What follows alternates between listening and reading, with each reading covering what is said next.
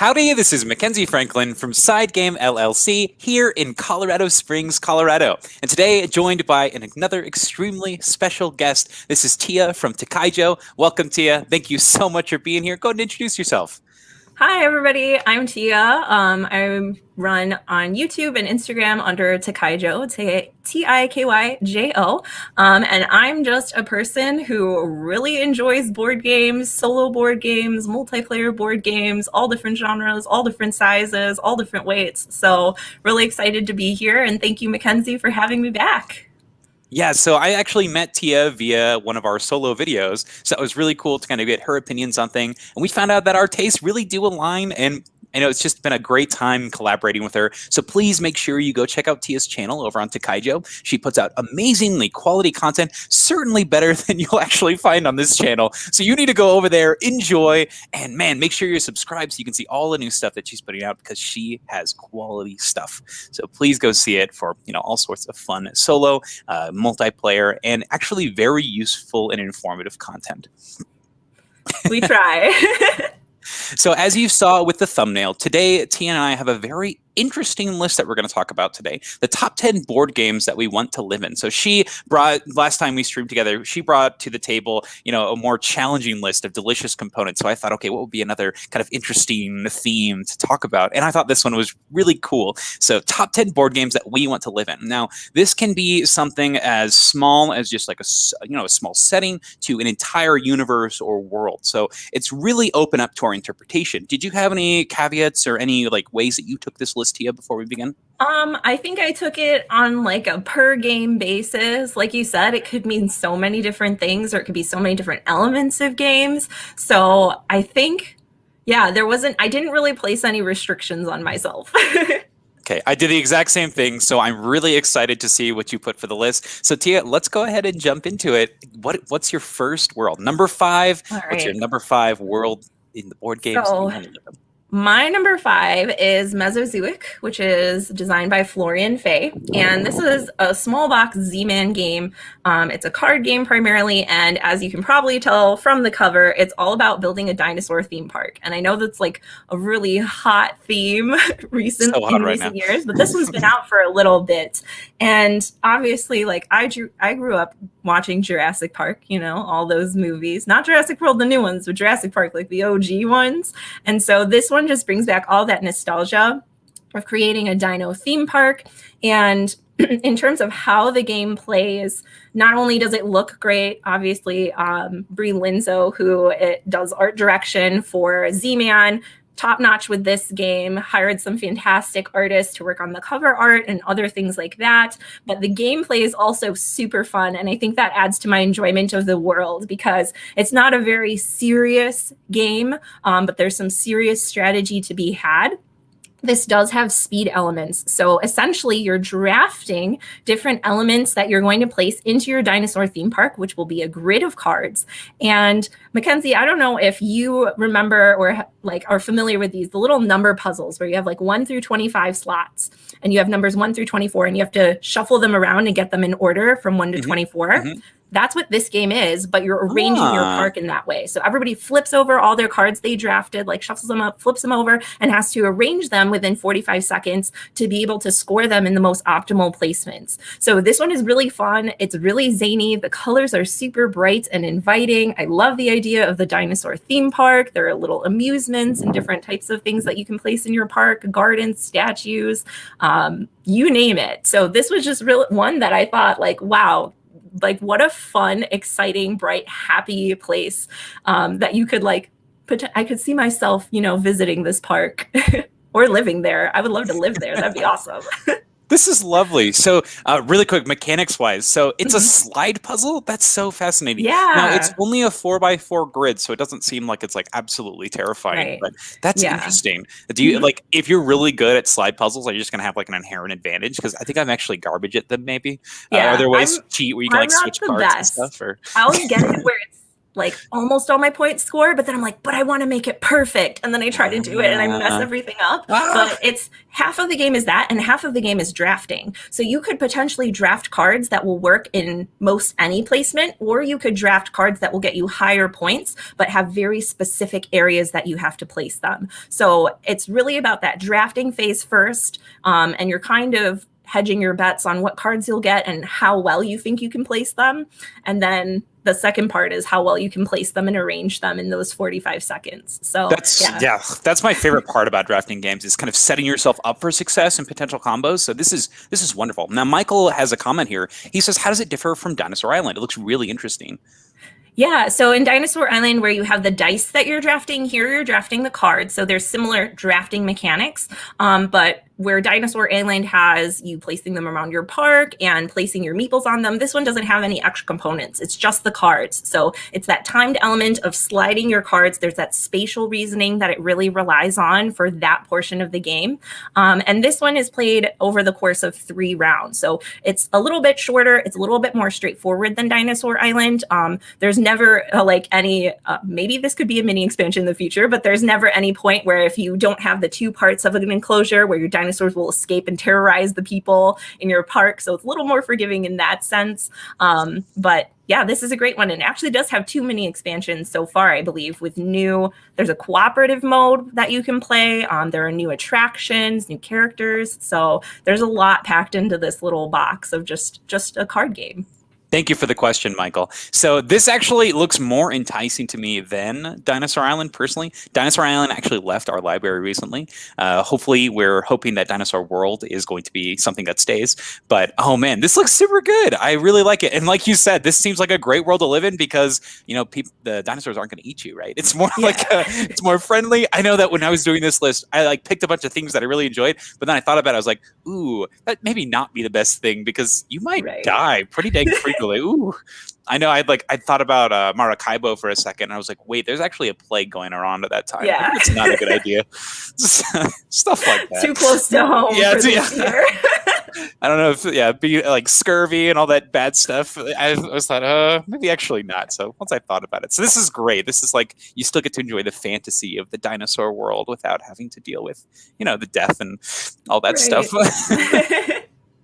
That's a great pick, Tia, and one that I've never heard of. So that's Mesozooic. Tia's number 5. Awesome. All right, so my number 5 is a world that I just really enjoy, and it's a game that has made me kind of question my idea of board games. So when I first entered the hobby, so I've been in the hobby for this is my 6th year in the hobby, and this came out in 2015, and I think that this theme on this game is incredible, and man, it definitely has its highs and lows, but this is a world that I could see myself, having a profession in, and I think would be incredible, and this is going to be the game Time Stories. So the Time Stories universe sets you as time agents. So basically you play as intertime agents and your whole interdimensional, not like dimensional. Well, I guess it is. You'll see. So the whole thing is somebody messed up time, something happened, and you have to go back and fix that to prevent any paradoxes or changes for the future timeline. If you've seen the new Loki show, you're kind of doing that. You're fixing things in the past, and it's so cool because they have mastered time travel in a way that makes a lot of sense to me, where they can't send physical bodies back in time. It doesn't work. It ruins things. Because remember, your whole idea is to not ruin the time stream. So instead, they transfer your consciousness via these kaisens, where you jump into like this vat of water, and they send your brain waves into somebody else's body. So they're called receptacles. And I think that's such a cool idea because not only do you go back in time and you get to experience this new place, but you get all of the positives and negative attributes from the person that you're inhabiting. And I think that is amazing. So there are so many different things that you can do while in Time Stories. And there's a bunch of different missions. And I'm not going to go into any spoilers here, but let's just talk about the very first one. It is called Asylum. So as you can imagine, you enter an insane asylum. And who do you think you're going to be inhabiting when you enter an insane asylum? How is that going to affect your brain by, inhabiting the body of a person at an insane asylum? So interesting, so fascinating. And the amount of story building and lore and world building that they do from mission to mission is so interesting to me. Yes, if you've played the game the whole way through, you may be unsatisfied with some of the missions and some of the endings and whatnot. But I think as an entire experience, as in a world, this is so interesting, so fascinating, and it's something that I would love to do. If I had the opportunity, I would sign up to be a time agent. It would be so awesome. Tikyjo, have you enjoyed any of the Time Stories experiences or played any of them? Yeah, I've played through the Asylum one, and what's the one that was D&D-esque, where you have like different Prophecy of classes of Dragons. characters? Prophecy of Dragons. So I've played through those ones. So not necessarily all of them in order or what have you, but they were really fun. And like you said, I think the best part about these games is the story and the universe. It had very like futuristic sci-fi altered carbon kinds of vibes with inhabiting different bodies with your consciousness, and I just thought it was such an interesting and fresh take on sci-fi. It's not, you know, your generic sci-fi in space or something to that effect, or, you know, fighting man versus machine. It was something quite unique, with the time travel aspect of it and how you can transfer consciousness. So this is like one that I would have expected was based on a best-selling, you know, long career novelist in the sci-fi genre. So the fact that it was integrated into a game and created, I think, specifically just for this game, it wasn't based off of anything else to start with, is just really mind-blowing, that they created such a complete universe. I totally agree. And that is one caveat that I didn't mention in my list is I don't have anything that's already existing properties. So no IP-based games. These are all worlds that have been created for board games specifically and potentially expanded out of that. So, but these were built first and foremost for board gaming. But yep, I totally agree with you here. I think that this game just offers a lot of cool choices. It's very unique in what it does. I love how it portrays time travel, and I love just the idea of, you know, this company that's their focus. So you can see how this company improves, this company introduces things, and that, you know, it translates to game mechanics, which I think is really, really cool. So one of my favorite ones, the Egyptian one, is just like, it's like a story from like a TV series. Like you're in and out, and nothing crazy or exceptional or like life changing happens. But you're just doing your day job, and it's incredible. It's so good. That's one of my favorite ones. Is the Under the Mask expansion, because it's a good story, and you're just like, wow, this is like a day in the life. Man, if I could do this, that'd be so cool. So this could be a profession that probably never see it ever in my lifetime unless future me comes back and grabs this me. But oh, what a cool concept. I would love to be in this world. And the NPCs, NPCs, like the people who work at the corporation, they all have such unique personalities. Like, I don't remember his name, but one of them was super snarky if you come back with like subpar scoring on a mission. And I was just like, oh my gosh, that's hilarious. Like, you can really envision yourself there interacting with each other and with the characters in the game. So that's our boy Bob. He's here all the time. For the longest time, we had Bob's face as like our phone background, just because we always kept seeing it, and we loved his like stern face and stern look. So funny. I love it. Cracks me up. But yep, absolutely agree with you, Tia. So that's my number 5, Time Stories. Cool. So let's go ahead and jump into our number 4s. What world are we going to next, Tia? All right. So this one is definitely free of any danger, maybe just danger of calories, and that is Let's Drink. This is the game box. It's actually a plushy little charm, and there's a zipper here that stores the cards. So this game is centered around Tila Bunny, who is the name of the artist and the brand that did the art for the game. And essentially, you are a bubble tea / coffee house shop owner. And this is actually another speed game. So you're going to have different delicious drinks that you're going to be crafting and serving out. And based on the backs of the cards, they'll give you a condition, like you want to grab all of the red drinks, or you want to grab drinks that are on this certain color background or with these toppings. And so it's a really fun game. There's no sense of danger. This one was like my most chill game of like, yes, I could literally live here and live in a bubble tea house all day, and it would be great. They're nice pastel colors, obviously, like so squishy and cute. I love bunnies. I love bubble tea. It's like cute overload. And this was a universe that, like you said, there were some that I'm like, oh, this one's really awesome, and I could be so cool, like going around shooting people and like doing stuff. And then I realized like, oh, I probably wouldn't be proficient in that, but bubble tea and bunnies. I think I got that one. So this is one that I chose for my number 4. Let's drink. Oh my gosh, this is adorable. Look at this. So this is so cute. So in this universe, are you the person serving this bubble tea, or are you one of the bunnies? Yeah, so I mean, I guess maybe everybody in the universe is a bunny. It doesn't specify if you're human or not, but the manager is Tila Bunny, so this is like her. She's actually part of the game as well, because if there are no drinks out that you can grab and serve, you have to grab her, like instead of the cards, which I guess that's like, I want to talk to your manager kind of thing. So you have to go to the manager to explain why those drinks aren't out. At least that's the flavor I think of for it. So yeah, I guess you could be either or depending on your take on it. But since your manager's a bunny, everybody might be a bunny. I gotta agree, Michael. This is absolutely adorable. Oh my gosh. Could you imagine? What if you did like poorly on your performance and Tila Bunny's gotta like reprimand you? I don't know if I could take her seriously. Oh my gosh.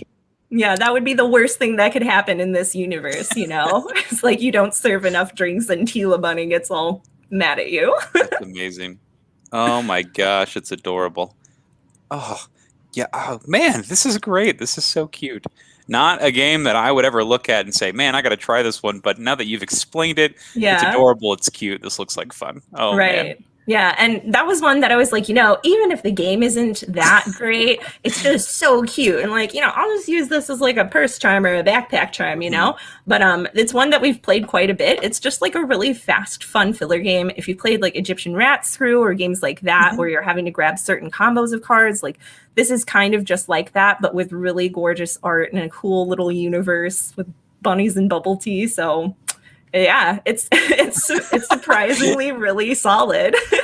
What a world to live in. So from the eons of space and time to a quaint little bubble tea shop, that's Let's Drink by, what's the name of the mascot? So the artist is Tila Bunny and the designers are Jason Lin and Frank Liu. That's great. So brought to us by Mosey Games. Oh my gosh, that's wonderful. Anything else you want to add on this one? I think that's about it. Just, you know, bunnies and bubble tea, living the life.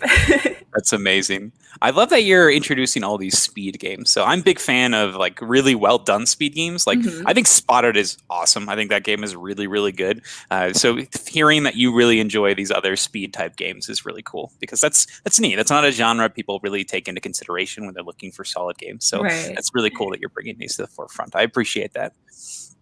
Cool. So my number 4 is going to be this crazy universe. So not necessarily just a small world, but this is a collection of worlds. This is one of my favorite sci-fi themes in board game. It's the only one I'm going to feature on this list. And I think that it's just so fascinating because it's not a game about destruction or, domination. It's about cooperation. And it's something that I really, really appreciate and enjoy. And I actually talked about this the other day with my friend Dan. He wanted me to kind of explain to him why it was a good game. And I think it's an amazing game. This is Sidereal Confluence. So Sidereal Confluence has you playing as an entire species of aliens. And the whole point of the game, Confluence, is the interchanging and exchange of information. And in this case, it results in technology. Your whole goal is to go to the summit, trade your resources with others, and then with those resources, develop technologies that you're going to share with everybody else. Yes, you get an advantage. You get to use them first, but everyone else does too. So I love this whole concept of, yes, you are this terrifying race of beings that has a name that you can't pronounce, but hey, you can use your knowledge for the betterment of every single society. And I think that is so cool. This is a really refreshing sci-fi theme where you are, exactly as I said, you could be this evil race of creatures, but instead you are going to be doing your best to support, I wouldn't say mankind as a whole, because they're like plants and robots and bugs and stuff. What would you say here? Just life, right? In general? Life. Yes, you're here to benefit life as a whole. And I think that's amazing. Any shape that comes in. So the aliens in this world are interesting and fascinating. There's ones that are literally just plants. And so they're really good at just producing things on planets. You have characters that are crystals, and you have characters that they literally consume planets for resources, or you have ones that just create hives, and so they're just making planets like it's their job. So fascinating, so interesting. I love the mechanics that are unique to each character. I don't have this new edition, this fancy version. I have the older version, and you literally get like this gigantic card that's just half of it is lore, like the entire side is just lore, so you really can get like immersed in this universe, and the other half is the mechanics and stuff. So it's really neat how you can kind of understand where your character is coming from, why the mechanics work certain ways, and some of the characters you see, you're just like, oh my gosh, who are these people? But none of them are like in their heads trying to be malign, except for one. There's one, and most of the time you don't play with it because it's like the one character that actually steals and is a bad guy, but you're not supposed to play with it with people who haven't played the game a lot. So generally I don't play with this one a lot. So that's the Zeds, I think they're called. But seeing as like the entire galactic civilization is working together, I think they're going to be fine with stopping those evil guys from messing with this beautiful utopia that you've created in space. So I really find this theme refreshing. I love the mechanics as a whole. I like the trading. I love that you can use these power converters to trade whatever. I love different planets. I think it's just a lot of fun. And there's a new edition with some new artwork that's supposed to make it a little bit easier to read, just generally more inviting. Great universe, cool game. I really like this one. That's Sidereal Confluence. Have you tried this, Tikyjo? I have not. So this is one that I've like seen the cover of, I've heard the name of, but I haven't really looked into it. And like you said, there are a lot of space games out there that are kind of 4X in nature, like negotiating, conquering planets, expanding, you know, all of that. And for me, some of those games are fun, but they're not my personal go-to. But hearing that this is a cooperative game that supports a lot of players, right? It's cooperative. So it is not cooperative, but okay. The mechanics, when you do things, it's all positive interaction. Gotcha. Not necessarily cooperative, because you are trying to make the most points. And one of the benefits of creating the technology is you get points, but everyone gets access to it. So it's all positive cooperation, or positive interaction, which I think is really important and really cool. Yeah. It's refreshing, I think. Yeah, and that's very different from, you know, going and attacking people or making a negotiation that's going to mess someone up later down the line or give them, you know, not a positive benefit. So that's really cool to hear about this one. It's definitely one that I'll have to look more into.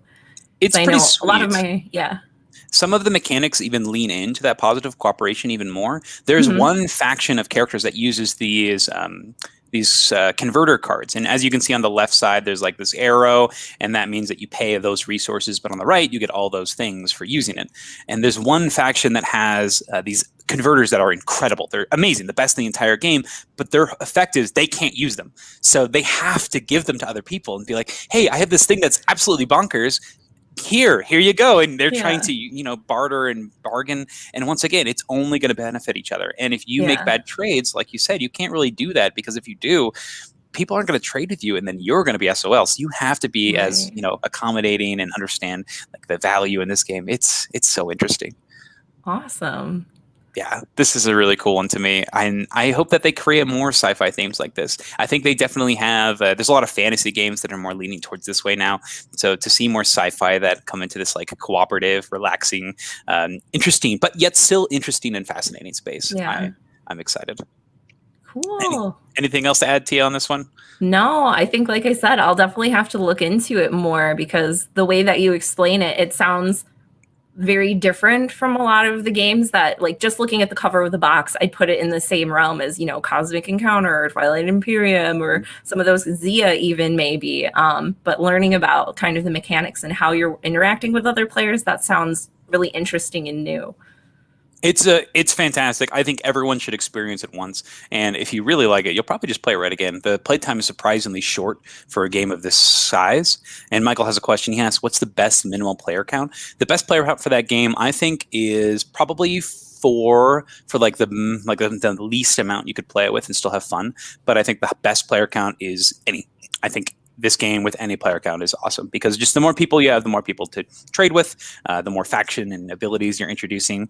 It's a game that benefits from more people, but you can definitely enjoy it at 4. I would not play it with 3 because the resources just aren't as abundant, so it's harder to get what you actually want. So that's my number 4, Sidereal Confluence. Tia, what's your number 3? All right. Well, I was just talking about not wanting to be in a stressful world where, like you said, you could potentially die. So sticking to that consistency, my number 3 is actually Video Vortex. So this is a deck building game, and it's built in a post-apocalyptic universe. So this is, again, throwing it way back, but for those of you who know the reference of Y2K, this game is based on if Y2K actually happened and civilization shut down, like technology shut down. And so the beginning of the book actually opens with a table of contents and then some light reading setting up the universe, which usually if that's in a game, whether it's in the front or back, I usually just skip over it. But this one was so intriguing to me, and I'm so glad that I read it, because essentially you have these people that have survived and are scavenging throughout the world of Y2K, and some of them have like these mutations genetically, and they stumble upon this shop owner named Josh. Josh is actually just a skeleton. He's no longer a living being, but he has his little like VCR, rental shop name tag. And so they're like, oh, Josh, he's a cool guy. They become friends with him, this like deceased skeleton remains. And they go into this shop that's kind of been preserved, and they find all of these VHS tapes and VCR players, and they start watching. And they have no recollection because technology is completely destroyed. There are no computers or anything like that. So this is the only way that they're getting information about the past, pre-Y2K. And they start to think that all of the things that are on VCR are real. So like vampires, real. Can you believe there are little like men that like shoot off on rainbows and have pots of gold? Real. So all these different things. And then each faction kind of adopts a certain genre of like horror or sci-fi or romantic comedy. And they kind of start to worship these VHS tapes, and they over time mutate and take on characteristics of those. So that plays into the deck building element, is that they have different weapons and things that they've fashioned and created that will emulate the different genres and how they kind of work within each other and together. So it's just like very zany. But the artwork from Boneface is just, it's so spectacular. It's got some kind of grungy retro vibes, a lot of neons and really saturated colors. And I just think like this is so out there in terms of post-apocalyptic themes even. It's not something I've ever seen in a board game for sure. And this is just one that seems like, it would be dangerous, but oh my gosh, what a time. Oh my goodness. So this reminds me of like Galaxy Quest, where they find the old classic films and they just like adopt their whole lifestyle around it. So if you were one of these factions, which one would you join? Or would you be somebody going against them? Oh man, I mean, I really like the action, or playing more with the action deck cards, because they give you, you can see in this picture, I believe, or in the previous picture, where they have like the cleaner for the VCRs, and they decide like if you ingest some of the cleaner, it'll give you a head rush and you can like kind of do a berserk action and do more stuff. And so a lot of that deck deals with drawing more cards, playing more cards. So that's what I lean towards. But some of the comedy cards are really funny too, like how they interact with other players. So it's really interesting because you have your specific character that you play that might deal with certain powers better, but it's really open to interpretation as far as like the deck building goes and how you want to take it from play to play. Whoa, what a cool world. Oh, this is awesome. This is awesome. Oh, how awesome. So if somebody were to get started playing this one, what faction would you recommend? And where would you start in this world? Yeah, the characters, there are quite a few characters that come in the box actually, and it's just the base game at this point. There aren't any expansions, but I believe, let me check. I want to say there's like at least 8 different factions that you can play as. 12 different mutants that you can play as. Each one does have a specific card, like so, that has the difficulty. So definitely starting off with some of the easier mutants would be the best bet for a starting player. But I usually just kind of go with whichever one looks the coolest. And if the combos are a little bit more challenging, then that's a welcome challenge for me. But yeah, it gives you information on the back of each card as to like what they kind of do for a general idea. So it's pretty easy to get into, even though each one plays a little bit differently with like the powers that you can use. And they have special signature select cards and as far as like what kind of combos you can set up. So yeah. Whoa. So where did you hear about this game? I've never heard of this one. Yeah, this is one that I was just honestly, I was just browsing and an ad popped up. I guess they kind of, track all my search history and pull up games that I enjoy. The algorithm. Yeah. I think actually this one was a local FLGS had posted on Facebook. They're new in stock. And so I just looked at it and I looked at the box. And, it doesn't really show the name of the game on the front of the box. There is like a little sleeve that goes over part of it. But I was intrigued because I was like, what is that? The art is gorgeous. It's kind of, ambiguous and elusive. Yeah, that's with the sleeve. And I'm just like, that just looks and sounds awesome. I looked into it, found out it was a deck builder. I love deck building, and then looked into the mechanics and the unique characters. And it was one of those ones that as soon as I saw it within that day, it was ordered. That's fantastic. This is such an interesting take on post-apocalyptic, and I love that they've adopted, that's so fun, these different movie styles. That's great. We have Indra joining the chat. Good to see you this morning, Indra. Thanks for having you. Oh, it's good to have you. Anything else to add on this one, Tia? I don't think so. Again, I guess again, maybe not the best world to live in because the mutants are battling each other, but it would definitely be interesting for the amount of time that you would exist in that world. Oh my gosh. Riding high. Oh boy. All right, so my next game, my number 3, is going to be a game that it kind of is a large portion of my current life. So I don't know if you know this, but I used to play games like Yu-Gi-Oh! And I still run like a Pokemon club at my school that I work at. And I used to be a Yu-Gi-Oh! National champion, actually, for the United States through TCG Player. So this was the only TCG Player Nationals they did, but I did win that one in like 2014. And so Yu-Gi-Oh! And competitive TCG card games were a big part of my life. And this game basically is that, but an entire world based around that. And this is Millennium Blades. So Millennium Blades is basically a huge CCG simulator. You are playing as, some characters and you go to your local card shop. But this is a world where the entire world is centered around the results of these tournaments and, the metagame, and everybody is trying their best to be a professional card player. So this takes the idea of like a Yu-Gi-Oh! Anime and says, hey, let's take a look here and let's see what's going on, and let's make sure that we are building our decks appropriately. Oh, did you see the last Yu-Gi-Oh! Game last night? Did you see all this? And I'm just like, oh my gosh, what is this game?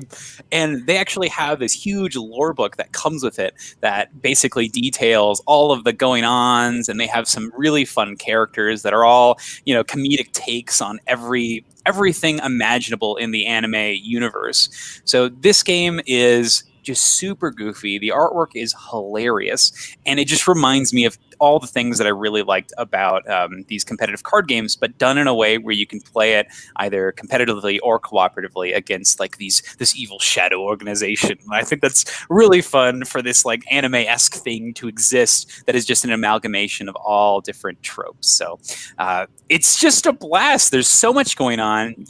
There's like riffs and parodies of everything you can imagine here. You've got characters from Final Fantasy, from all the animes, and my favorite set has to be one of the more recent sets. This is one of the boss sets, where it's all the creators of different card games that have kind of worked together to defeat you. And so one of the creators is like Kazuki Takahashi, which is the creator of Yu-Gi-Oh! You have Richard Garfield, you have Eric Lang. All of them are represented by like their own cards, and they all are ridiculously overpowered, so you have to come up with a strategy to be able to beat them. It's so fascinating, so interesting. I love it. It's a great universe. Once again, they have this giant lore and art book. Everything has like its own. You have like sets of cards with different characters in it, and some of those cards have like sequels and trequels, and so you can see the progression of the characters in their sets of cards.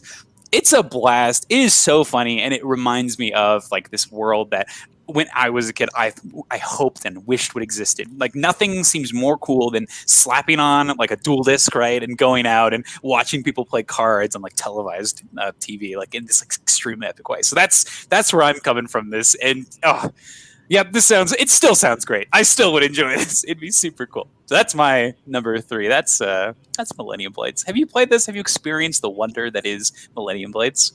I have not. This is another one that I would like to try. Fan of level 99. I've played like Cell Sword, some of those packs, and Boss Monster. Other games that are similar in that universe with like the pixel art and the references and what have you. And again, similar. I didn't play Yu-Gi-Oh growing up, but like Pokemon, and everybody collected Digimon cards, but nobody had Digimon, like played the game. I tried to once, but then I had no one to play with. But like collectible card games, the Harry Potter collectible card game, which was surprisingly really good back in the day.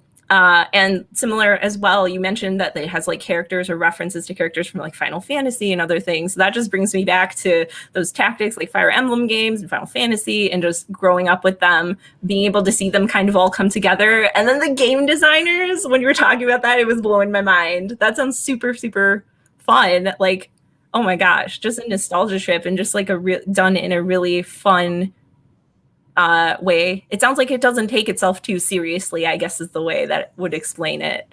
So yeah, I'll definitely have to. This is another one though too that there's a lot of content for, right? I remember seeing the big Kickstarter boxes coming out recently for it. So that'll be another big box purchase. Yeah, this is one where you definitely don't need the giant Kickstarter boxes. You'll be probably fine with the base game because there's just so much content. But the additional content is a lot of fun. They have stuff based on different board games as well. Some of the promos are, there's like a Near and Far set. There's all the different level 99 games. There's a lot of cool stuff. Mom Gamer has joined us this morning. Great to have you, Mom Gamer. She says she loves Millennium Blade. So awesome. I'm glad that you're enjoying this one. I think it's incredible. Speaking to what you said, though, so you said that you played like the Harry Potter TCG. So while I was in college, and I still have some of these now, I was very interested in collecting out-of-print TCG games. And one of those was Harry Potter. So I actually have a cube draft set for the Harry Potter TCG in our side game library. And along with some other random card games, we have like the Shaolin Showdown card game. We have the, Blue Dragon. We have the Maple Story card games, like a bunch of decks ready to go, Neopets. So a bunch of these random games that you'd be like, why does he have this? I don't know why. I had a lot of disposable income in college because of a scholarship that I was on, so I was just, for some reason I gravitated towards this as like my side thing from Yu-Gi-Oh. So, yeah. So funny. Oh, that's great. I think maybe that's why I like this too. I think I just like this. This is really a celebration of the card games and CCGs, and I think it's really cool. I love the idea of it, and like you said, does not take itself seriously at all. Everything's a joke, from Game of Thrones to Super Mario Brothers. You can find everything in this game, and they're all just wonderfully illustrated and just a blast to dive into. I could just sit there, and I have sat there and just looked at the art and just really enjoyed it, and just read the cards, and every effect kind of relates to whatever card it is. It's a treat. If you can get a chance to play this one, do so. Mom Gamer supports me, so I would recommend this if you can. So that's my number 3, Millennium Blades. Oh, love it. Love it, love it, love it. Yeah, that's one that will definitely be an easy sell for our game group and my friends. So just based on the nostalgia of it and everything, like you said, so I'll definitely have to add that one to the list. Oh no, every time we make a list together, my shopping cart gets bloated. Sorry, Tia. All right, let's jump into number 2. Tia, what do you got for me? All right, so back to a nice, relaxing vibe after the post-apocalyptic Y2K fiasco. This one is Harvest Island, which was created by Chi-Fan Chen, and the art is by Sinyi Chu, who is one of my personal favorite board game artists. So even just looking at this box, like that just looks like a place you would want to live, right? And the game takes place on Formosa Island, which is an island in, I believe it's the eastern part of Asia, between the south and the north. So it's quite close to the equator. So year round, essentially, the thing about this island is it has all different types of terrains, but the weather is such that you can actually grow fruits and different types of fruits throughout the entire year. So this game is basically based on that, where you're going to be collecting different cards and growing them based on like the different seeds that you collect and what have you. So even just like the art, so there are the different seasons, here's a little banana, and the art is just gorgeous. It's literally just about being on this really beautiful island through the different seasons with different weather patterns, growing these delicious fruits, being surrounded by nature and wildlife. Oh my gosh. Yeah. That picture with everything in the bowl, like it just looks like it would just be a tropical paradise, and just being surrounded in nature. This is So, giving me mad Hawaii yeah. vibes. Oh my Oh, gosh. yeah. Wow.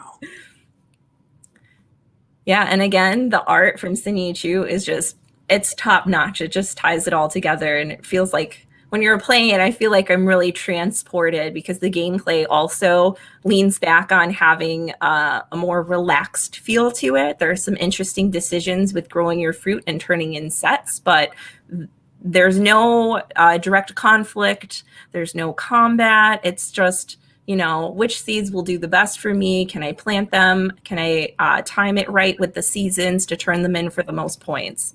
So yeah, this is one that I'm like, oh, that would be the life. If I could just go be a fruit farmer on a tropical-esque island, perfect. Holy cow. So one more time, can you repeat where the location of this game is? So it's Formosa Island, and I Formosa Island. believe it's an island that's located, I think it says between the north and south of Asia. I know there have been a couple other games based around it. I know that I believe that people grow tea there as well. So there are some games related to that.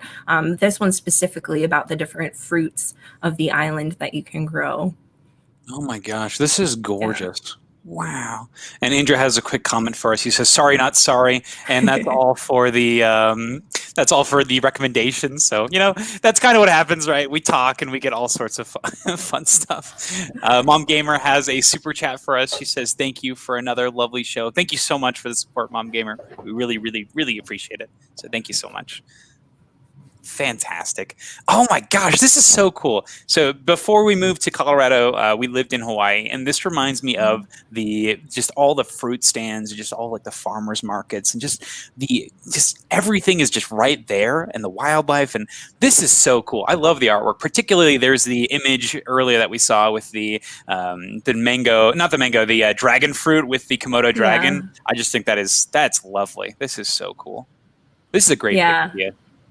Similar to Hawaii, when I visited Panama, we stayed in a part of Panama called El Valle, which is a valley that was carved on the inside of a dormant volcano. Oh my and gosh. Because of that, because like the ridges around the entire city are so high from where this volcano existed, the temperature is like perfect for growing fruits and growing food all year round. The weather's always gorgeous, like everything's very lush. And so like playing this game just kind of takes me back there, just sitting in the hammock with some fruit juice and, just having a nice relaxing time.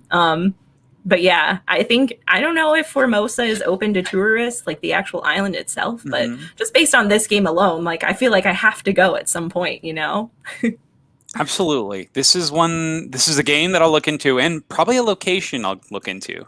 Big fan of travel in general, so this is fantastic. Oh man. Fatal Papercut is joining us this morning. Good morning. Thanks for being here.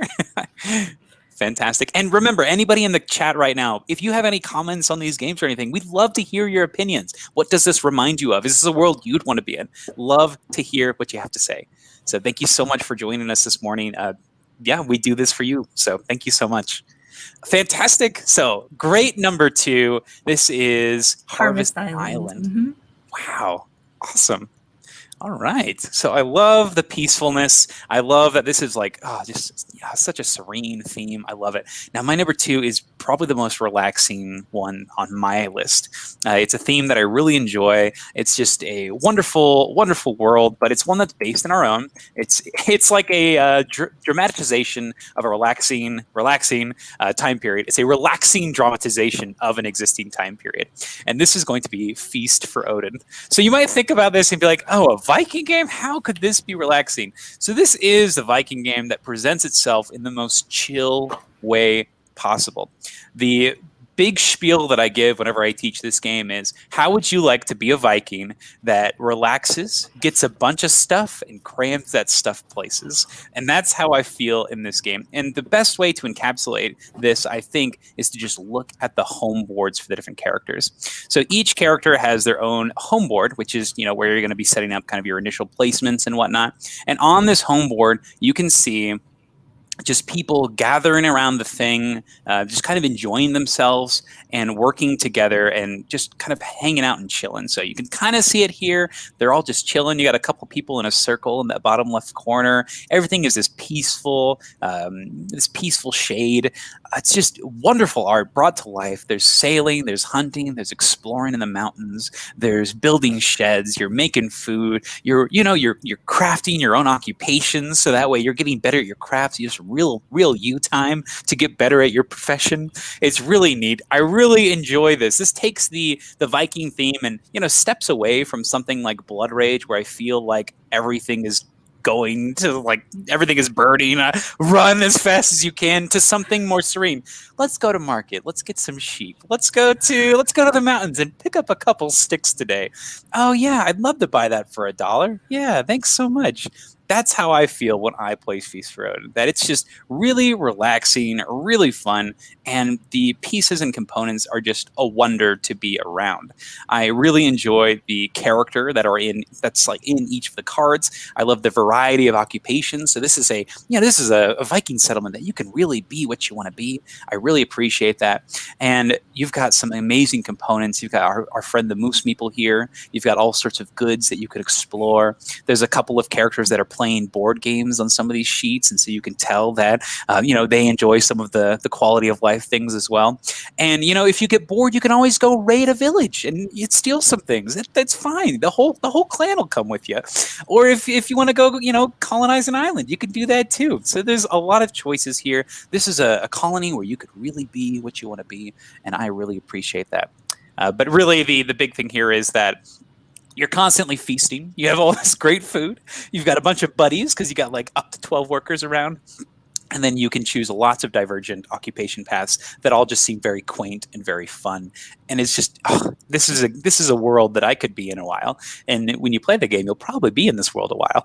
So it's one that I recommend to people. It's a great game. I like this one a lot. So that's my number 2. I was quite surprised that it got so far up here. This is Feast for Odin. Yeah, I was thinking about, like you said, I really enjoy Viking themes as well, but when I thought of Blood Rage or Champions of Midgard or, Raiders, I was like, oh, that'd be so cool. But I'd definitely die. Like, I would not survive past a first round living in those games for real. But yeah, I like the chill vibes of being able to just go to market. It's kind of like, I thinking about all those action shots is like the Vikings are going out filming a movie, and this is just the downtime between, like, I'm just a normal guy just going to market. Okay, have you ever seen the show Norseman? No, I have not. Okay, so there's a Netflix show. I'll pull it up here for you. But oh my gosh, there's a Netflix show called Norseman that describes exactly what you just were talking about. The downtime between the pillages. And this is a Norwegian comedy show, and I find it hilarious. I think it's one of my favorite comedies I've listened to in a while. I don't normally watch TV, so when I do, it's very strange. So this is one that I actually watch all the seasons, and that's exactly what it reminds me of. It's like, I feel like the vibes from this show would remind me of Feast for Odin. You're kind of just hanging out, you're enjoying everything around. Amazing. So I really appreciate that as well. This game brings me to that feeling of just fun, like enjoying Viking culture in a way that you normally wouldn't get. And one really cool thing about this game, and you'll see with a lot of Uwe Rosenberg games, is he goes the extra mile when it comes to explaining the world that he's having you inhabit. And I think that is so cool. So any game that he has, Fields of Arl, Caverna, this one in particular, Feast for Odin, they come with almanacs that will explain every single component that's in the game, every single action space. Why is it there? And he contextualizes everything. And I love that stuff. Things like Praga Caput Regni also do this, where they give you a history lesson and you learn a lot just by reading this. And then as you play the game, you're like, this is why he did that. I see this. That's why this item exists in this game. So cool. I love that world building that he does with it. And I'm surprised I didn't mention this earlier, because it really does contextualize the whole game. It makes you feel like this is a very plausible, very real thing that you could inhabit. So I love that. I love the almanacs in the game. Oh, I really like Feast for Odin. I think it's a winner. I think this game is just so fun, and it's a world that I really want to live in. So, yep, that's my number 2, Feast for Odin. Have you played this one too? I have not gotten to play this one yet. It's like on a shelf of games. We don't personally own it, but two of Okay. our good friends who are also very into gaming, they love Uwe games, and they recently just purchased this one as like an anniversary gift for each other. So I'm sure we'll be playing it at a game night shortly here. Yeah, it's one that I've wanted to try, but just haven't gotten around to it yet.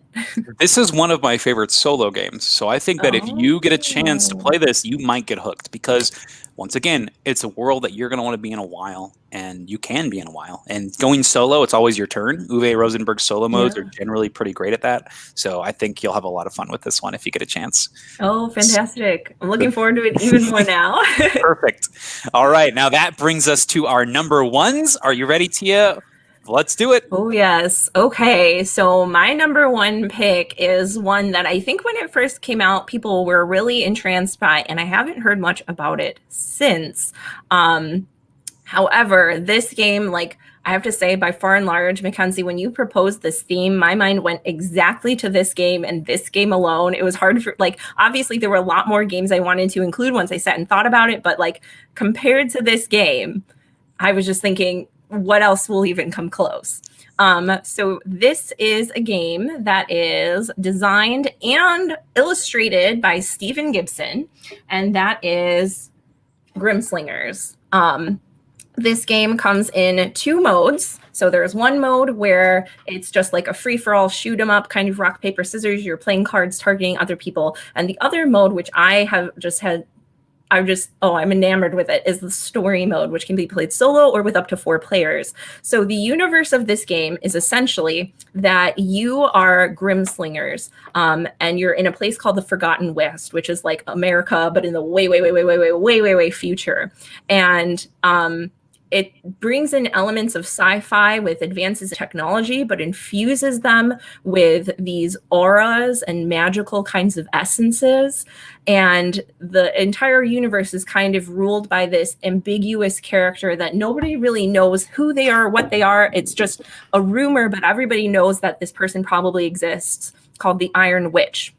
And the Iron Witch goes in and takes people and imbues them with these elemental powers, and those are what go out into the world as Grimslingers. So you're playing as one of these Grimslingers, trying to make your way through the world. You have some companions, like your little anima, which is a little metal ball or cube or pyramid or different things like that, that have their own little personalities.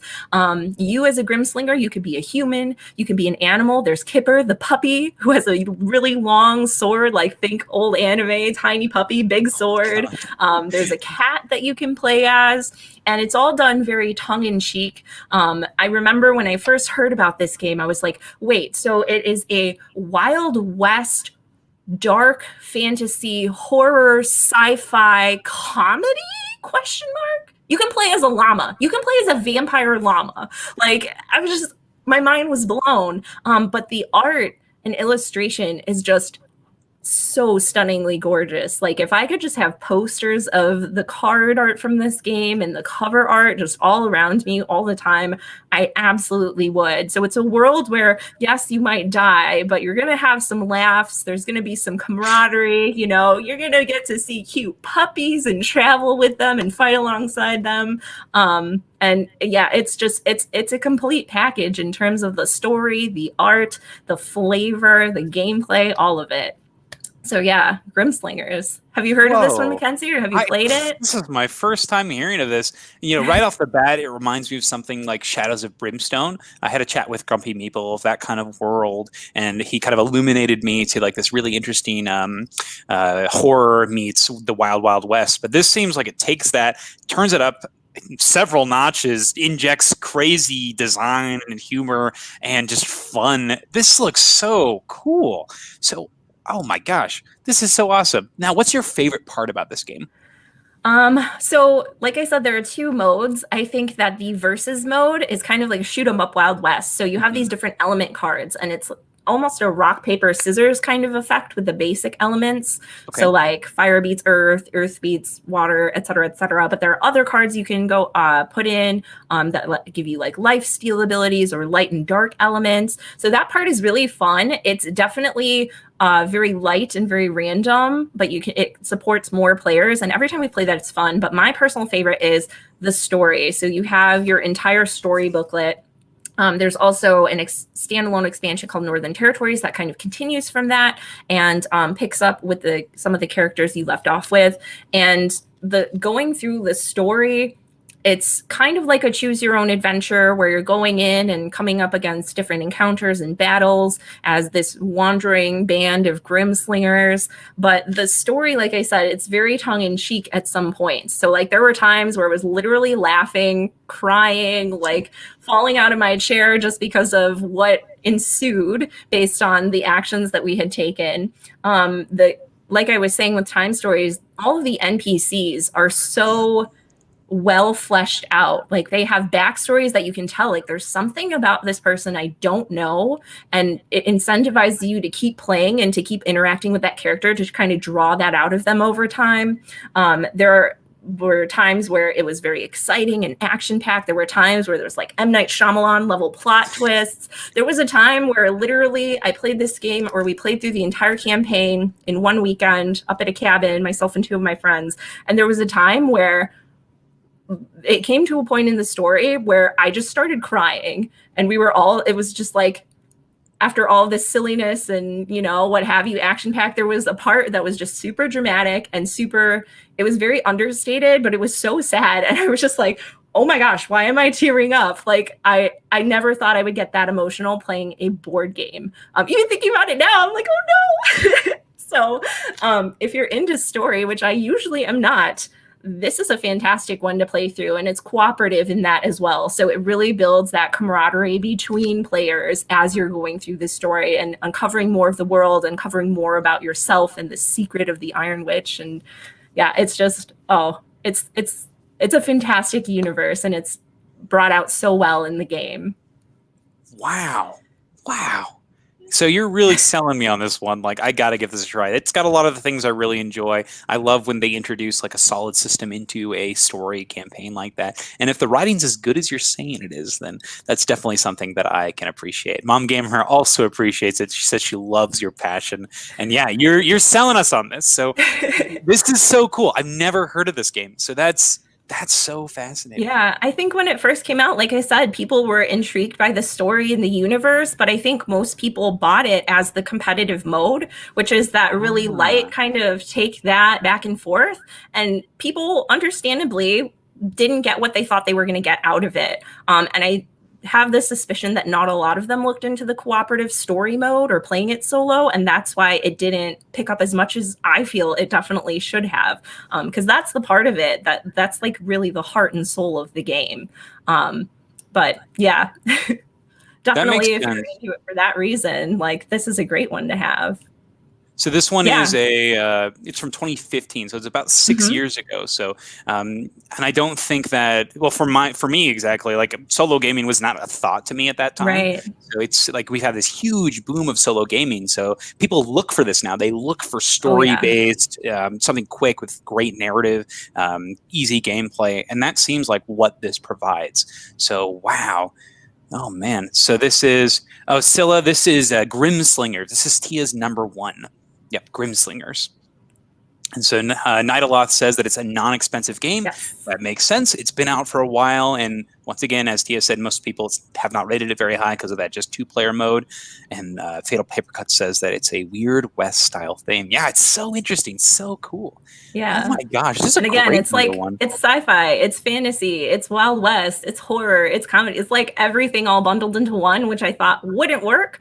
But the way that it's all wrapped together, it feels like the complete package of life and the complete package of a universe. Like you're always going to have all these elements. A lot of games sometimes are too serious, or sometimes they're like overly silly to the point where it's really fun, but you don't feel any depth in it after the fact. Like, so this one, yeah, I'm just repeating myself at this point. Just try it if it sounds interesting to you, for sure.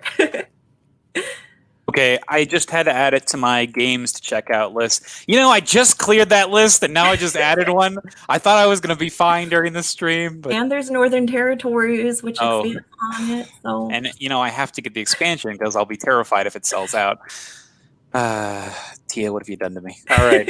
So generally, you haven't steered me wrong. I am currently in the process on working on a Capital Lux 2 review because I think more people need to know that game exists, and that was your well-loved game from last time. So, oh man, yep, I gotta trust you on this one. You have a great taste. So, all right. Anything else we want to add on Grimslingers before we move on? I think that's about it. The wish list giveth and the wish list taketh. Yes. It's it's one of those whatchamacallit, energy isn't destroyed or created, it just keeps cycling around. It's a law of the law of physics. We're just in a continuous loop. Fatal Papercut's law of board games. Oh my gosh. We have Lucho AB joining us this morning. Great to have you. Thanks for joining us live. Oh my gosh. That's great. That's great. Thank you so much, Tia. That was amazing. Anytime. Now, just like you said, my number one here is the game that I thought of immediately when told to, or when we decided to start on this list. And it is a game that it's one of the highest rated games that I have played in this year. I think that it's wonderful. It's the best in what it does in experience. This is also by a creator that does the game design and the artwork himself. This is Ryan Laukatt's Sleeping Gods. So Sleeping Gods takes everything that I love. I even wore my fish shirt today. I love being around the ocean. I love the idea of having a ship and sailing places. And Sleeping Gods puts you in charge of a crew on the Manticore. So your job is to wander through the wandering sea, trying to find totems. And eventually, if you get enough of these totems, you're able to make your way back home. And that's the idea, right? But you're not sure how your story is going to unfold. This is an open world game. It prides itself on basically just offering you a huge map, sailing across this map in your Manticore, so you have an actual steamship itself, and going from event to event to event. Now, the reason I love this world so much is because of the writing in the world, as well as just everything that happens that's going to happen in this world. Now, I'm not going to do any spoilers here, so I'm going to make up some fake things because this is one you really should jump into and really should enjoy. But every round, you're going to be kind of dabbling on the ship, preparing things, and then deciding what you want to do for that day. And it is solo or cooperative, and so you're going to be passing along, delegating these roles to different people. And every encounter that you meet has a number here. So, for example, you're in this area, you could either go to the Crypts of Yval, or you could go to that mountain or that coast over there. You have no idea. It's up to you to decide what you want to do. Now, you will receive leads potentially, and they're done through this keyword system. But generally, you're just going to kind of be exploring. And every time you go someplace, it's so interesting, so fascinating. So many things are happening that you might not have given a second thought to. There's a lot of things to discover, but a lot of places to sail. It is truly an adventure. It is truly this wonderful world with bright colors, bright cards. As you can see here, every character has this giant placard. Every character also has its own backstory, and you get to know the crew of your ship as you play. And this game does something I think is incredible. It starts off with very limited sets of cards. So you start with 3 of those cards on the bottom there. But as you play, you're going to be unlocking cards. And the best part is those cards are tied to a specific story that you have experienced. After you do that, you start using these cards, and you're going to keep on getting cards. And at the end of the game, you might have 400 cards, something insane in front of you, but and you have an intimate relationship with every single one of those cards because you remember where you got it from, you remember what it does, you remember why it does that, and you are constantly using it. This is a game that I just feel like I'd spend hours in this game. This is a game where I would love to be here. Something thrilling about not knowing, exploring the unknown, enjoying it with a group of, people who have never done this before. These are all tailors and people who are from the real world that have never been in this experience. And I feel like I would fit in there. Oh yeah, the teacher, that could be a character, right? The board gamer, he's over there on that side of the ship. And doing what you can to support your crew, I think that is such a cool concept. And theme aside, the gameplay in this game is so smooth, so well done. Once again, it is the the pinnacle of all of Ryan's designs. It is the best in this genre of exploration and movement. You have fail forwards, you're constantly progressing. The time of this game is not overbearing. You will be able to play and jump back in when you finish. It's one that you are going to want to spend all of your free time in because it is that good. So I love this. I love this world. Whew, man. Rant over. That was amazing. I love this game. I could talk about this one forever. Oh, boy. Tia, what do you think? Yeah, this is one we're still playing through everything for near and far, so we haven't gotten to this one quite yet, but a huge fan of Ryan Laukatz's games in general as a whole. Even I know last time when we did Delicious board game components, I had talked about Rome, which is one of his smaller games that's not story-based, but every item and artifact, every character that you unlock has a little backstory that just pulls you into the world of, and it's like you said, very fantastical and whimsical. It's not very violence-centered or heavy, though there is conflict. And so thinking about all of those elements put into more legacy or story-based games like Sleeping Gods, when I heard they were announcing that, I'm like, oh my gosh, this is definitely one we're going to have to get and then, again, spend hours and hours playing through because it looks like there's a lot of content for this one. More, would you say more so than Near and Far? So Near and Far is a game I actually got rid of because I did not like it at all. I've played most of Ryan's games, and Rome, the one we talked about last time, and this one are the only ones I actually like. So I always give them a try, though, because I really appreciate his world building. But this game is way better than Near and Far. Like Near and Far has like a tidbit of story thrown over. Yeah. Sorry, I don't want to burn it at all, but over like a very basic Euro game, which I don't think is that exciting. But this puts story first and foremost, and I think that is the key here with this amazing world that he's crafted. There's a soundtrack for this game. Make sure you're playing with that. It's just so good. Which, do you happen to know, Mackenzie? Did Ryan Laukat also compose the music for the soundtrack? He and his wife did. He's known to write music as well. Yep, he and his wife also composed it, and you can hear them singing in it too. Oh, he's so cool. Mom Gamer says that she started a game, heard a kid crying, had to abandon him. No! You gotta go back, Mom Gamer. It's that good. Oh my gosh. So I know I might be biased here, but I would stop your Near and Far and just jump right into Sleeping Gods. You'll see it immediately. You'll be like, wow, it is the pinnacle of storytelling in his world. And the Wandering Sea is such an interesting location because the whole premise is you just wound up here. You're people from the real world that, you met a storm or something, and suddenly you're in this entirely different world. And you're not the only person this has happened to. This is a normal phenomenon, and everybody's like, what the heck is going on here? It's so interesting. I love this. Like, straight from the introduction, you learn this, so no spoilers. But, oh my gosh, it is such a cool space to be in. And then the totems that you're looking for are all like these huge objects of power. So it's kind of up to you on like where to find them and where to search for them. I recommend this one, Tia. I would say put down Near and Far for a while, jump into the Wandering Sea, and go exploring. So that's my recommendation. And you're lucky. You already have this one, right? So you don't have to add it to a wish list. We don't have this one yet, so it's another one. So I would recommend you do not need any of the Kickstarter exclusive content. You can definitely just jump into this one right away. Does not compute. Do not need any of the extra. Okay.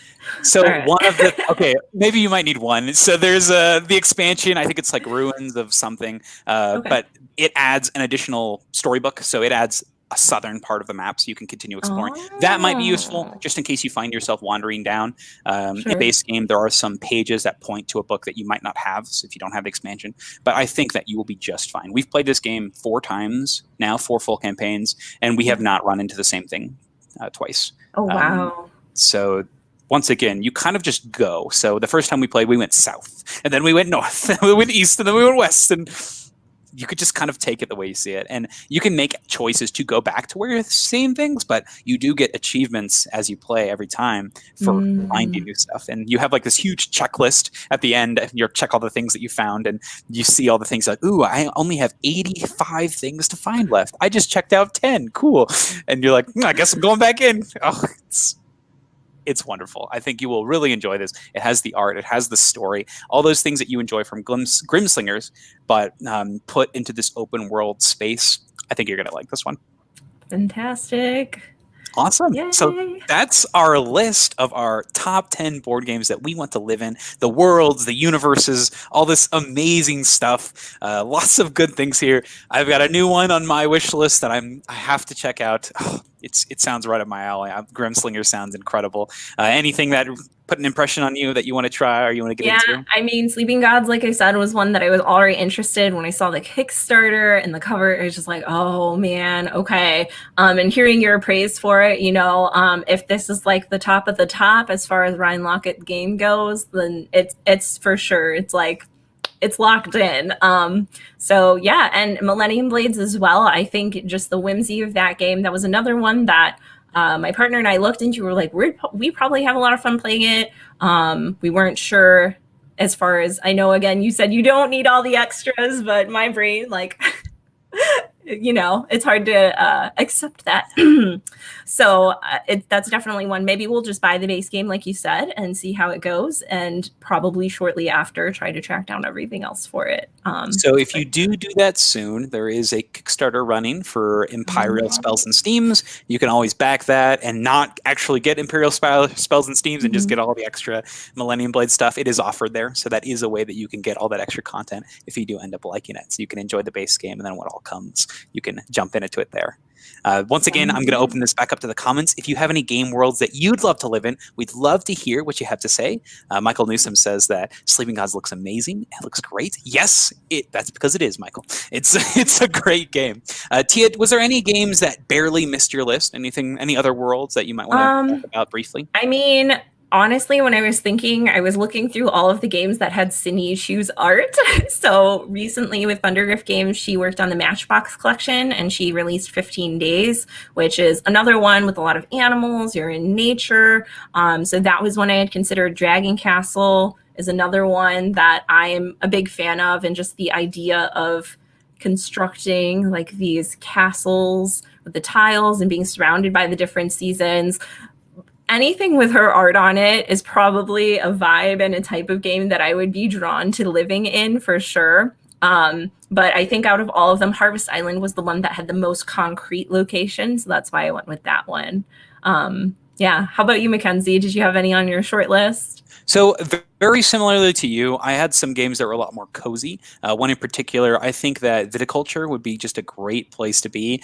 Chilling in the Italian countryside sounds great in theory, but then I thought about it. I was like, maybe I don't actually want to do that. I mean, I'd have to be like a farmer, and I'd have to get really into wine. And, wine's not my favorite thing in the world. So it's just like, actually no. And then some other ones, I thought that Abyss could be really fun, like being a mer person and kind of swimming around and fighting leviathans and stuff. I thought that would be really interesting. But once again, you are constantly like in a diplomatic issue, so there's a lot of backstabbery, and there's literal leviathans swimming around. So not the safest thing. That one also, for the art and the theme and the universe, was also on my list. And then I thought about it, and even just playing video games where you're underwater and it's slightly dark, I get such severe anxiety. I'm like, I could not live at the bottom of the ocean with leviathans and anglerfish and everything like swimming around. That would not work for me. So even if I didn't get eaten by, before I would get eaten by a leviathan, I would probably just, have a panic attack and oh my gosh, heart attack. So I'm like, I would like to look at the world, but I don't think I could live in it, unfortunately. So we have a comment by Fatal Papercut here. He says that he really thinks that Champions of Haro would be an interesting world to go into. So this is one that I haven't heard about before, but it looks fascinating. So are these spellcasters? It looks like there are some maybe elementals of some sort. It looks very interesting. I like the grid system here. The art is really interesting. I think this is a cool pick. So Fatal Papercut, you'll have to tell us in the comments what you think of this one. Have you played this one, Tia? I have not. This is the first time I'm hearing and we're seeing it. Oh, this looks neat. So yeah, Fatal Papercut, you have to tell us what you like about this one, but very cool. And then we have Emily C commenting that she would like to live in museum with the Vincent Dutrait artwork. I think that's a good pick. Have you seen this art? I'll pull it up really quick. But oh yeah. Oh my gosh, Vincent Dutrait. I'd live in anything Vincent Dutrait paints. Oh yeah, going off of that, Treasure Island, going on a treasure hunt. As long as you're not, is it Blackbeard who's in the prison giving the clues? As long as you're not the one who's in prison, going around the island searching for it, that would be super fun and super gorgeous. Ooh, look at this. Yeah, Vincent Dutrait Oh artwork is my amazing. God. If you didn't know, Vincent Dutrait does a lot of the Time Stories art. So he has, like, the one you played, the Prophecy of Dragons, Yeah. that has some of his artwork in it, and I think that's amazing. I actually just did a list recently on my favorite artists, and he scored extremely high for his artwork because I think Vincent Dutrait is one of the best in this whole business. His artwork is like, oh, it's compelling. It draws you in, but it's also like this very smooth approach to the whole thing. It's not oversaturated, but it's colorful. It's lovely. I love this. So I think it's a great pick. Oh man, yep, excellent choice, Emily. Totally agree. Whoo-wee. And one more time, what was the one that you were just talking about? Tiana, Oh, Treasure Island. Treasure Island. That's right. Treasure Yeah. Island. I was thinking, I Another was like, Vincent Dutrait island theme. So, you know, there's water, Mackenzie, if you want to stop to go fishing. Once again, this is pirate times. I've learned my lesson Yeah. by learning about Maracaibo. It's not going to happen. I don't know if you've ever seen the channel Sam Minella. Have you heard of this? He does a lot of like really ridiculous history lessons, and one history lessons he did on pirates, and he basically talked about like all of the terrible things that could happen if you were a pirate, the food that they had to eat, the amount of disease and stuff. And I was just like, oh man, why are you ruining pirates for me? Let me live in my pirate fantasy. But oh, this looks so great. Mhm. Oh, so Fatal Paper Cut here. He has our information on the Champions of Hara. So there's flawed characters, so relatable characters. That's nice. Cool card mechanic of playing the top and bottom card of a card based on if it's your hand or on the table. That's neat. That's neat. I love multi-use cards, so this sounds really interesting to me. Is it soloable? Is it a competitive game? Fatal Paper Cut? Any information on this would be great. So I'll always, once again, on these lists, the whole idea is to share games that kind of fall into these cool categories. So really neat. Yeah. I'll say another quick one. I'm a fan of colder climates. So one that came to mind for me is called Rescue Polar Bears. I believe it was published by Mayday Games, the company that also makes sleeves. And this one is just, oh my gosh, Mackenzie, if you can find a picture of the polar bear little meeples, oh my gosh, they are the cutest thing. Oh my gosh, look at him. He's a long guy. He's a long boy. And plus, you're going around, you're literally rescuing polar bears and saving the ice caps from climate change. Like, not only are you having a chill time, but you're also doing good work, you know? So I could see myself living in this universe. Like, some people, this is kind of their job, more or less, but just put into board game form and very, very adorable. Oh my gosh. Oh, one more thing that I do want to add. This did not make it very far on my list because I don't really like the thing that it's talking about in particular. It's not something that I go crazy for. But I thought Pie Town might be a really fun place to live in. So Pie Town is a super goofy game where basically there's like a big pie eating contest that are happening all the time. And your whole goal is to kind of like steal secret recipes. So right off the bat, there's a lot of deception in this game. But the whole premise is you are just constantly making pies. So living in a world that's just full of pies and like there's constant food. Look at that. Could you imagine just hanging out and just constantly being surrounded by delicious smells? That'd be pretty sweet. So I like that one. I think that'd be pretty great. Fatal Paper Cut has our comment back. We're talking about Champions of Hara still. 1 to 3 players in the base game, expansions up to 6. So very cool. Solid card system game, lots of player count. That sounds like a solid choice, Fatal Paper Cut. Thanks for bringing that to our attention. And then Chairman of the Board says, managed to catch us. He would choose Last Will. Interesting. Have you played Last Will, Tia? No, I have not heard of this one. So Chairman of the Board, you're going to have to tell us what this one's all about. Why would this be an interesting world? If I remember correctly, this is one where you are going to spend all... Oh my gosh. Oh, this is not what I was thinking it was. So Last Will, the description here says, spend all your money the fastest to inherit loads more in this rich card game. I see why you would like this game, Dan. Nothing like a game where you're trying to spend as much money as fast as possible. That's fantastic. If you had all this money, what would you spend it on if you had to spend it right away? Tia? Not board games. So just to get that out of the way, definitely not board games. So I don't know. A new house to have more room for board game? Yeah, we might. Recently, I've had to start stacking shelves on tops of shelves, like small cubes. So probably that. And then probably, more board games. Oh my gosh. This one looks great. Oh my gosh. I like the idea of like just spending.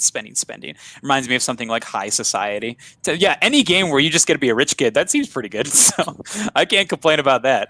I think that if I were in one of those worlds, though, I probably wouldn't be the rich guy. I'd probably be one of the people like selling the clothes or like, the servant that works for the main character. So, but in an ideal world, yes, I would love to be one of those rich people. Anything else, Tia, you want to share? Anybody else in the comments here want to share any worlds that they'd love to be in? Yeah, I think that's about it for my list. Of course, there's so many, there's just an overwhelming amount of games that have great story, great art, great themes. And we talked about Grimslingers and Sleeping Gods and how those designers also did the art for the game and, sometimes make soundtracks and wrote the story. And I just think it's so great that we have so many designers coming out of the woodwork who are just like pure creatives, and that they're able to have a platform to start a publishing company like Ryan Lockett did, or publish their game on Kickstarter, or go through publishers, and that they're being recognized. Because I just think it's so hard to do even one of those things well. So to see so many designers, and it's interesting that both of our top picks were someone who created mostly the entire game from, start to finish. So yeah, it's just really amazing. If anybody has any other suggestions of any really creative designers like that, I know Todd Sanders does the art for a lot of his games and creates games. He writes books. He has a publishing company. Like, it's just fascinating to me. And I think it speaks a lot about the passion that they put into their work because they're so involved from start to finish. So yeah. And it's their baby, right? It's their passion yeah. project. So you can tell that they have put as much thought as possible into these. And a lot of these games have been in development for years. And you could definitely tell that they have spent some time making sure that they've created and curated amazing projects. So fantastic. Thank you so much for joining us today, Tia. And thank you everybody in the comments today. Lucho AB, Fatal Paper Cut, Mom Gamer, Chairman of the Board, Emily C. Thank you so much for being here. Scylla, Nidaloth. Thank you so much for your time this morning. Indra, John Franklin. That's my dad, actually. And Michael, thank you so much for being here today. We have two more before we close off. So if you want to talk about those, if you have time, Tia, we can talk about these two more. Okay, so Fatal Paper Cut, he says that in Rococo, he'd be the guy shearing the sheep, not the one at the ball. I feel you, Fatal Paper Cut. And then lastly, Lucho says in Tikyjo, he'd be the dude with the extra meal at the end. Fantastic. Mom Gamer, thank you so much. Emily, thank you so much. And thank you so much for being here this morning. Thanks for sharing this wonderful conversation with us. Please feel free to continue talking in the comments. We'd love to hear more of your thoughts on wonderful games to explore. But thanks so much, Tia, for being here. Once again, please check out Tia over on Tikyjo. She is an incredible content creator. Definitely deserves to be featured and highlighted. So thank you so much, Tia, for being here. Thanks for having me, as always, Mackenzie. It's been a pleasure. Fantastic. Well, thank you so much. Have a great rest of your week, a great rest of your Monday. Everybody, side game strong. See ya.